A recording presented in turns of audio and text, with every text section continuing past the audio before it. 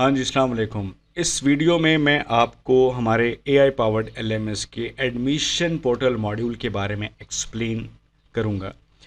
तो यहाँ पे मैं आपको ये करके दिखाऊंगा कि एडमिशन पोर्टल बेसिकली काम कैसे करता है, बच्चे के लिए आपने एडमिशन्स कैसे ओपन करने हैं पब्लिक के लिए, और स्टूडेंट्स कैसे अप्लाई करेंगे, और वो अपने एप्लीकेंट पोर्टल में किस तरह से अपने डॉक्यूमेंट्स या फीस वगैरह सबमिट करेंगे।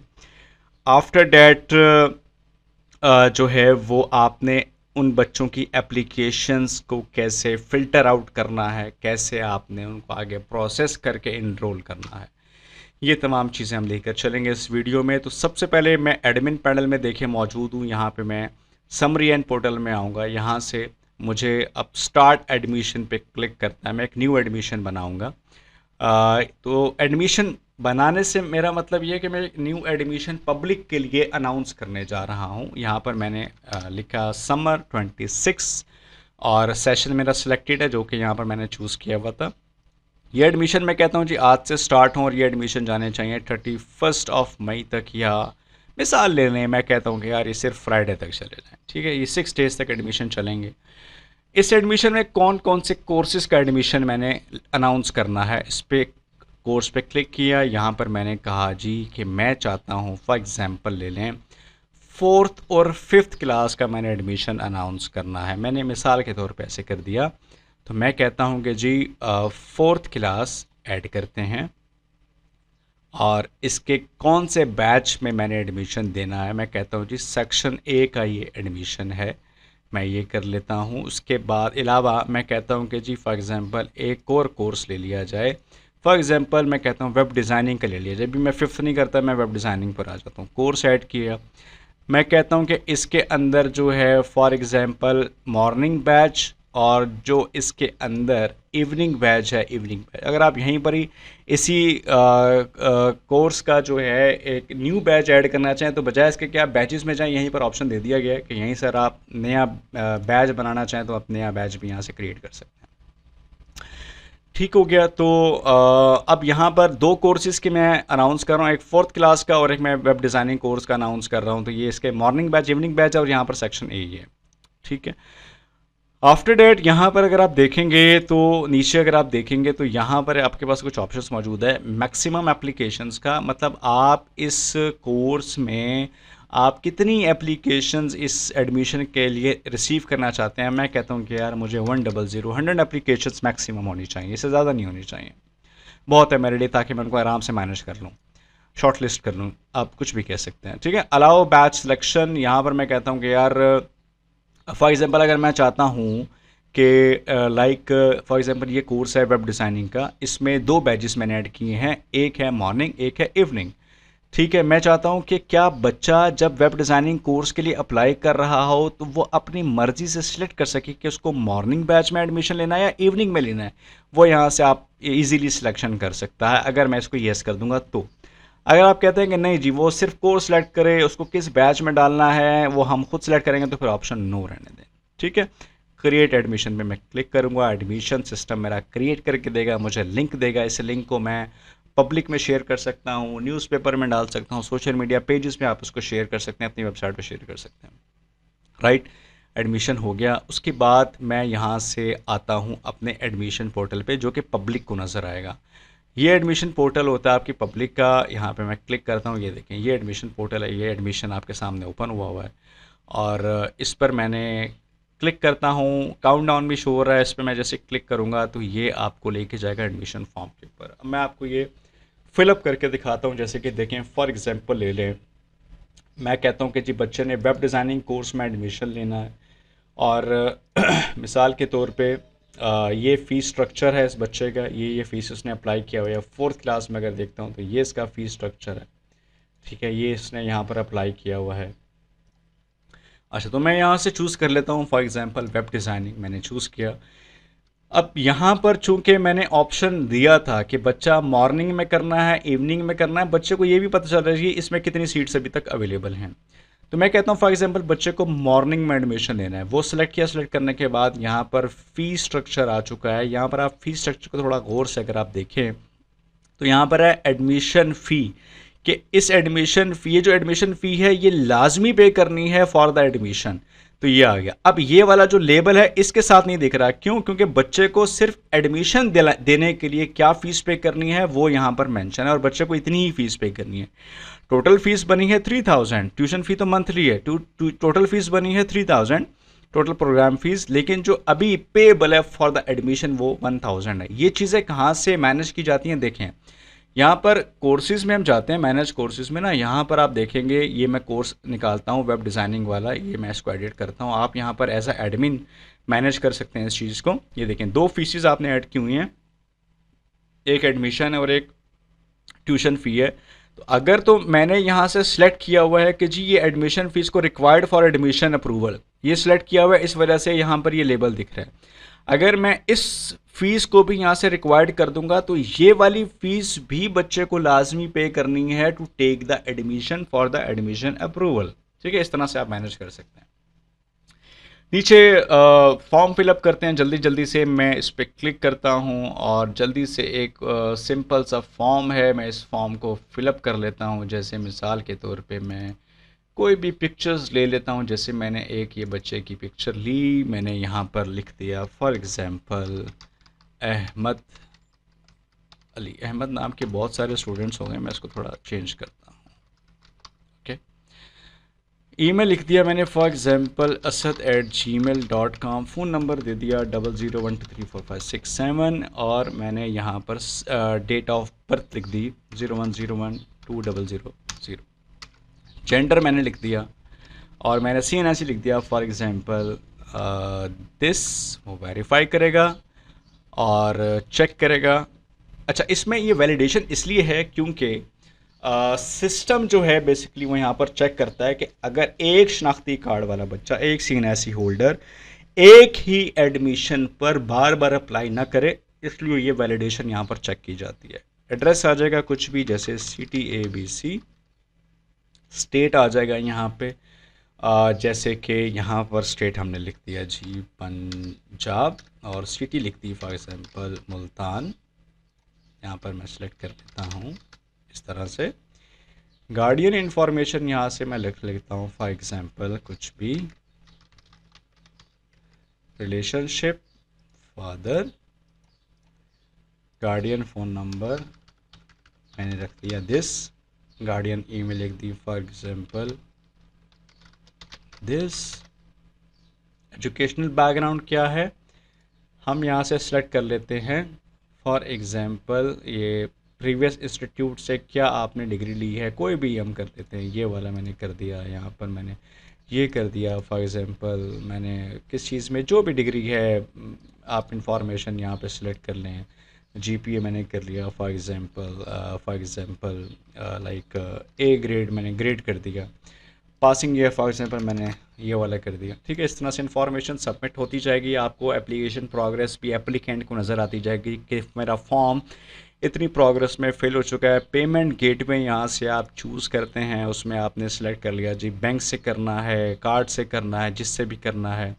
कार्ड से इनेबल्ड है कार्ड कर ले, बैंक करना है बैंक कर ले। मिसाल के तौर पे मैं चलान वाला करता हूँ, चलान मैंने सेलेक्ट कर लिया। इसके बाद अकाउंट मैंने कहा जी 1122, मैंने एक पासवर्ड यहाँ पे सिलेक्ट कर लिया। ठीक है, उसके बाद यहाँ से मेरा फॉर्म सक्सेसफुली यहाँ से मैंने तमाम फील्ड्स फिलअप कर ली। सबमिट पे मैं क्लिक करूँगा। सबमिट पर आप जैसे क्लिक करेंगे एप्लीकेंट को इस तरह से सक्सेसफुल मैसेज शो होता है, और यहाँ पर आप देखेंगे कि डिटेल आ गई, समरी आ गई, और इसने जो उसका ईमेल है सॉरी CNSE है, जो पासवर्ड है, उसके बाद वोचर का ऑप्शन है क्योंकि उसने वोचर चूज़ किया था, वो यहाँ पे क्लिक करेगा और अपना वोचर यहाँ से डाउनलोड कर सकता है। अगर आप गौर से देखें तो ये तमाम इन्फॉर्मेशन जो उसने फ़ीस पे करनी है वो यहाँ पर पेएबल फ़ीस जो है वो तमाम इन्फॉर्मेशन आ रही है। बैंक इन्फॉर्मेशन आ रही है। बैंक इन्फॉर्मेशन डमी के तौर पे हमने लिखी हुई है। बैंक इन्फॉर्मेशन एडमिन जो है अपनी सेटिंग्स में जाके, एडमिन पैनल की सेटिंग्स में जाके चेंज कर सकते हैं। राइट, अब यहाँ से log in to applicant portal का ऑप्शन है। यहाँ से एप्लीकेंट अपने पोर्टल में लॉगिन करता है। लॉगिन करने के ये जो है वो बेसिकली जो एप्लीकेंट है वो यहाँ से भी एडमिशन्स में जाकर यहाँ से भी एक्सेस कर सकता है, अपने एप्लीकेंट पोर्टल को जाके लॉगिन कर सकता है। ठीक है, अपना वो CNSE डालेगा और अपना पासवर्ड डालेगा और एप्लीकेंट पोर्टल उसका सामने ओपन होगा। यहाँ से वो उसने जो एप्लीकेशन है जिस प्रोग्राम में डाली हुई है वो यहाँ से उसको ट्रेस आउट कर सकता है, राइट। तो यहाँ पे वो सिंपली इसको क्लिक करता है और यहाँ से उसका, अच्छा यहाँ से क्लिक करने से पहले एक चीज़ मैं दिखाता हूँ। ये देखिए स्टेटस पेंडिंग में है, अभी फ़ीस अभी तक पे नहीं की, डॉक्यूमेंट अभी तक सबमिट नहीं किया, राइट। क्लिक करता है और यहाँ पे देखें वो जो इन्फॉर्मेशन उसने फिलअप की थी, कुछ इन्फॉर्मेशन आ रही है, फ़ीस स्टेटस अनपेड आ रहा है। पेमेंट सेक्शन, यहाँ पर वो अपना वोचर डाउनलोड कर सकता है, अपलोड कर सकता है, जो उसने अपनी स्लिप है वो यहाँ से अपलोड करेगा। अगर उसने पे कर दिया, पे करने के बाद वो यहाँ से अपनी जो स्लिप है उसको यहाँ से सिलेक्ट करके अपलोड कर सकता है। जैसे मिसाल के तौर पे मैं कोई भी अभी फिल वक्त PDF अपलोड कर देता हूँ, ये वाली मैंने सेलेक्ट की और ये डॉक्यूमेंट अपलोड हो चुका है, ये डॉक्यूमेंट मेरा अपलोड हो गया, ठीक है। अगर वो दोबारा से करना चाहे दोबारा से भी कर सकता है, ठीक है जी। इन्फॉर्मेशन आ गई, बैंक ट्रांसफ़र से पेमेंट कर रहा है तो यहाँ से डायरेक्टली पेमेंट करने के बाद जो स्लिप होगी वो यहाँ से अपलोड कर सकता है। अच्छा, डॉक्यूमेंट्स की बारी आ गई। फ़ोटो उसने ऑलरेडी अपलोड की हुई है अपनी फॉर्म, जो एडमिशन फॉर्म फिलअप किया था उसके दौरान। अगर वो चाहता है कि जी बच्चा जो है अगर वो चाहता है कि लाइक दोबारा अपलोड करनी है, यहाँ से अपलोड की जा सकती है। CNSE अपलोड करता है दोबारा, जैसे मिसाल के तौर पे मैं यहाँ से कोई भी पिक्चर्स अपलोड कर लेता हूँ आपको समझाने के लिए। मिसाल के तौर पे मैं कोई भी पिक्चर्स कर लेता हूँ ताकि आप लोग आसानी के साथ समझ सके। सिर्फ यहाँ से मैं कोई भी पिक्चर कर लेता हूँ, ठीक है। ये मैंने पिक्चर कर ली, तमाम इन्फॉर्मेशन सबमिट हो चुकी है ऑलरेडी मेरी। डैशबोर्ड पे जाकर मैं चेक भी कर सकता हूँ एज एप्लीकेंट। स्टेटस पेंडिंग है, फ़ी स्टेटस रिव्यू में चला गया, ये भी रिव्यू में चला गया, डेट सेट। यहाँ तक एप्लीकेंट का काम ख़त्म है। अब बारी आती है आपके एडमिशन सेक्शन की, एडमिशन स्टाफ की, एडमिशन वाले एडमिनिस्ट्रेशंस की। तो यहाँ पर डैशबोर्ड में आप देखेंगे, यहाँ पर आपको दिख रहा है कि जी एक एडमिशन पेंडिंग में है और यहाँ पर आप देखेंगे जी ये जो आपने एडमिशन स्टार्ट किया था इसमें एक एप्लीकेशन आई हुई है। आप सिंपल यहाँ पे क्लिक कर सकते हैं। क्लिक करने के बाद यहाँ पर आपको एप्लीकेशंस दिखाता है, यहाँ पर आप एप्लीकेशन को ओपन करेंगे। ओपन करने के बाद यहाँ पर बेसिकली आपको जो है वो ये बता रहा है कि जी ये आपका सारा बेसिकली सारा तकरीबन डेटा मौजूद है। अच्छा, अब यहाँ पर आपको क्या करना है, आपका जो एडमिशन स्टाफ है, इसका जो एडमिनिस्ट्रेशन डिपार्टमेंट है वो यहाँ पर क्या कर सकता है, वो यहाँ पर इस एप्लीकेशन को ओपन करेगा। पहले वो देख रहा है जिसका स्टेटस पेंडिंग है। स्टेटस पेंडिंग से पहले वो क्या चीज़ चेक करेगा, वो नीचे आके चेक करेगा कि जी इसके जो डॉक्यूमेंट्स हैं वो डॉक्यूमेंट्स का क्या स्टेटस है, इन रिव्यू में पड़े हुए हैं, ठीक है। डॉक्यूमेंट्स तमाम के तमाम वो यहाँ से एक एक डॉक्यूमेंट को व्यू करके अप्रूव या रिजेक्ट कर सकता है। अगर वो रिजेक्ट कर सकता है तो वो बताएगा कि जी आपकी जो फ़ोटो है ब्लर है या क्या है, जो भी इशू है यहाँ पर बता सकता है। CNSE का जो भी इशू होगा वो रिजेक्ट पे क्लिक करते हैं तो वो CNSE के इश्यूज़ बता सकता है, ये तमाम इन्फॉर्मेशन है, ठीक है। अगर वो अप्रूव करता है तो इस तरह से वो अप्रूव करता चला जाएगा। इसको भी अप्रूव किया उसने, इसको अप्रूव किया। मैं सारे डॉक्यूमेंट्स आपको अप्रूव करके दिखाता हूँ, उसके बाद अगला स्टेप बताता हूँ। ये आपने अप्रूव कर दिए। अप्रूव हो जाने के बाद फिर क्या है जी, फिर वो देखिए जैसे ही आपने फ़ीस वाउचर को अप्रूव किया तो जो उसकी फ़ीस 1000 रुपीज़ जो पेएबल थी फॉर द एडमिशन रेफरल, उसका स्टेटस पेड हो गया। पेड होने के बाद अब हम ऊपर आते हैं और ऊपर आके देखेंगे यहाँ पर इसका स्टेटस, एप्लीकेशन का जो स्टेटस है वो हमने इसके डॉक्यूमेंट सारे अप्रूव कर दिए। इसकी फ़ीस जो प्रूफ था वो भी हमने अप्रूव कर दिया। उसके बाद हम इसकी एप्लीकेशन जो है एडमिशन की, उसका स्टेटस यहाँ से चेंज कर सकते हैं। मैं इसको अप्रूव पे क्लिक करूँगा और वो कह रहा है कि जी इस CNSE से एग्जिस्टिंग स्टूडेंट फाउंड है। अच्छा, ये CNSE से एक ऑलरेडी पहले स्टूडेंट रजिस्टर्ड हुआ है, यही वाला स्टूडेंट, तो इस वजह से ये ऑप्शन आ गया है। खैर मैं इसको रिमूव करके आपको दोबारा दिखाता हूँ। ओके, अब देखिए वो जो डेटाबेस में एक स्टूडेंट था उसी नाम से मैंने इसको ख़त्म कर दिया क्योंकि ये CNSE से पहले एक स्टूडेंट था। तो ये सिस्टम ऐसा हो सकता है कि लाइक अगर आपका कोई एग्जिस्टिंग स्टूडेंट भी जो कि आपके सिस्टम में पहले मौजूद है, अगर वो आपके किसी नए आने वाले सेशन में, नए आने वाले कोर्स में अगर रजिस्टर होना चाहे तो वो हो सकता है, ठीक है। तो खैर अब मैं यहाँ से आया और यहाँ से अप्रूव पे मैंने क्लिक किया तो ऑप्शन आपको बता रहा है रजिस्टर अ न्यू स्टूडेंट। मतलब होता क्या है बेसिकली, मैं आपको थोड़ा सा इसका वर्क फ्लो बता दूँ कि जब बच्चा आपके लिए आपके सिस्टम में एज अ एप्लीकेंट अप्लाई करता है, अप्लाई करने के बाद बेसिकली आप उसके एप्लीकेशन को यहाँ से अप्रूव करते हैं। जब आप उसको अप्रूव करते हैं तो बच्चा एप्लीकेंट से आपके सिस्टम में एज अ स्टूडेंट रजिस्टर होता है। बच्चा स्टूडेंट पोर्टल तब इस्तेमाल कर पाता है जब वो आपके सिस्टम में एज अ स्टूडेंट रजिस्टर होगा। एप्लीकेंट यूज़ नहीं कर पाएगा स्टूडेंट पोर्टल। एप्लीकेंट का जब एडमिशन अप्रूव हो जाता है तो वो आपका स्टूडेंट बन जाता है। स्टूडेंट बनने के बाद फिर वो स्टूडेंट पोर्टल यूज़ कर सकता है। तो जैसे ही मैंने यहाँ पे क्लिक किया था अप्रूव्ड के ऊपर, तो ऑप्शन हमें दे रहा है कि भाई रजिस्टर करो स्टूडेंट को। यहाँ से मैं एग्री एंड प्रोसेस करूँगा तो स्टूडेंट आपका रजिस्टर हो जाएगा सिस्टम में। स्टूडेंट आ गया, सिस्टम ने तरतीब से एक स्टूडेंट आईडी इस बच्चे को असाइन कर दी और डन कर दिया। यहाँ से हमने डन कर दिया। डन करने के बाद स्टेटस आपका अप्रूव हो चुका है। उसके बाद अब ये इनरोल करना है इस बच्चे को इस कोर्स में। तो ये जो कोर्स है हम इसको इनरोल करते हैं।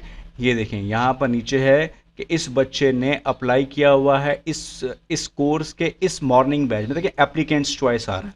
अगर आप करना चाहें इसमें कर सकते हैं, लेकिन आप कहते हैं कि यार मैं इसमें नहीं करना चाहता, मैं इसमें करता हूँ, इस बच्चे को इवनिंग में ले जाता हूँ, सिलेक्शन कर लें। नहीं तो एप्लीकेंट चॉइस पे चले जाएं। चॉइस पे जाने के बाद एनरोल स्टूडेंट के ऊपर मैं क्लिक करूँगा, यहाँ से मैं ओके करूँगा। तो उससे देखें होगा क्या। Enroll the student in the selected batch. Course fees will be created and admission payable fees will be marked as paid. मैं इसको ओके करूँगा तो सिस्टम में बच्चा एनरोल हो गया है। ठीक है, कम्प्लीटली तौर के ऊपर बच्चे को आईडी असाइन हो चुकी है ऑलरेडी। ये सारी इन्फॉर्मेशन है, इस बच्चे की एप्लीकेशन अप्रूव्ड हो चुकी है। अगर आप बैक टू द लिस्ट पे क्लिक करते हैं, देखें यहाँ पर जो एप्लीकेशंस आई हुई हैं, यहाँ से आप उनको फ़िल्टर आउट भी कर सकते थे कि लाइक जैसे मैं ये देखना चाहता हूँ कि किस किस बच्चे ने डॉक्यूमेंट दे दिए हुए हैं। तो इन रिव्यू पे क्लिक करते हैं तो आपको सिर्फ वही दिखाएगा जिनके डॉक्यूमेंट्स इन रिव्यू हैं, जिनके तमाम डॉक्यूमेंट्स आ चुके हैं, इन रिव्यू हैं। जिन्होंने अभी तक डॉक्यूमेंट्स नहीं दिए, मतलब आपके लिए आपके पास फॉर एग्जाम्पल 50-60 एप्लीकेशंस आई हुई हैं, तो आप सिर्फ वो निकालें जिन्होंने फ़ीस पे कर दी है तो इन रिव्यू सेलेक्ट करें। जिन्होंने डॉक्यूमेंट्स भी सबमिट कर दिए हैं इन रिव्यू सेलेक्ट करें। ठीक है, ये दोनों ऑप्शन आप सेलेक्ट करके फ़िल्टर करेंगे तो आपके सामने सिर्फ वही एप्लीकेशंस आएंगी जिन बच्चों ने डॉक्यूमेंट भी सबमिट कर दिए, जिन्होंने फ़ीस भी आपको सबमिट करके प्रूफ सबमिट किया हुआ। ठीक है, इस तरह से फ़िल्टर आउट किया जा सकता है। ओके, आफ्टर डैट अगर आप इस बच्चे का ही रिकॉर्ड निकालना चाहते हैं तो देखिए मैं इसके CNSC को मैं कॉपी कर लेता हूँ। इसके फ़ीस लेजर के ऊपर आता हूँ। अगर मैं देखना चाहूँ मज़ीद तो मैं यहाँ पर अकाउंट्स में आता हूँ। अकाउंट्स में आने के बाद मैं यहाँ पर इसके फ़ीस रिकॉर्ड पे जाता हूँ। बच्चे का आईडी डाला, सर्च किया तो ये बच्चे का जो रिकॉर्ड है वो मेरे सामने आ रहा है। देखिए इसकी टोटल फ़ीस इतनी है, इसने एडमिशन के दौरान इतनी पे की थी, इसकी रिमेनिंग फ़ीस इतनी है। अगर इस बच्चे को अगर आप कोई डिस्काउंट देना चाहें कि जी हम कहते हैं कि यार चलो इस बच्चे को 1500 कर देते हैं, 500 का डिस्काउंट देते हैं, गिफ्ट डिस्काउंट पे आप क्लिक करेंगे। यहाँ पर आपने आके किस फ़ीस पर डिस्काउंट दे रहे हैं, जो अनपेड फ़ीस होगी उसी के ऊपर डिस्काउंट का ऑप्शन आएगा। तो मैंने ये फ़ीस सेलेक्ट की। मैं कहता हूँ कि जी 500 का मैं इसको डिस्काउंट देता हूँ। तो बच्चे की फ़ीस 500 माइनस हो गई, और सॉरी 500 मैं करता हूँ तो ये 500 इसमें से minus, new final amount 1500 apply करता हूँ डिस्काउंट। तो ये बच्चे के ऊपर डिस्काउंट अप्लाई हो चुका है और इसकी अब जो टोटल फ़ीस ड्यू है वो इतनी आ चुकी है। ये चीज़ के ऊपर हमने डिस्काउंट अप्लाई कर दिया। ठीक है जी, आई होप आपको ये चीज़ें यहाँ पर क्लियर हुई हैं। ठीक है, क्लियर हो गया जी।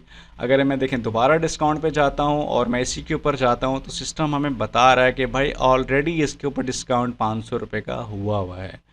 ठीक है, तो ये आपको सिस्टम ऑलरेडी बता देता है यहाँ पे। इस तरह से ये सिस्टम है, इस तरह से चलता है, इस तरह से एडमिशन सिस्टम काम करता है। तो आई होप एडमिशन सिस्टम आपको बहुत अच्छे से क्लियर हुआ है। कोई सवाल हो, कोई क्वेश्चन हो, आप इस वीडियो के कमेंट में भी पूछ सकते हैं, लेकिन उससे जल्दी जवाब लेने के लिए आप हमारी जो वेबसाइट है उस वेबसाइट में कॉन्टैक्ट पेज पर आके इस नंबर पे व्हाट्सएप कॉल कर सकते हैं, इन ईमेल्स के ऊपर रब्ता कर सकते हैं। अगर आपने सब्सक्रिप्शन ली हुई है या अगर आपने सब्सक्रिप्शन नहीं ली है, आप हमारी सब्सक्रिप्शन के बारे में सोच रहे हैं, इन नंबर पर रब्ता करके अपने सारे कन्फ्यूजन क्वेश्चंस को क्लियर आउट कर सकते हैं। Thank you so much.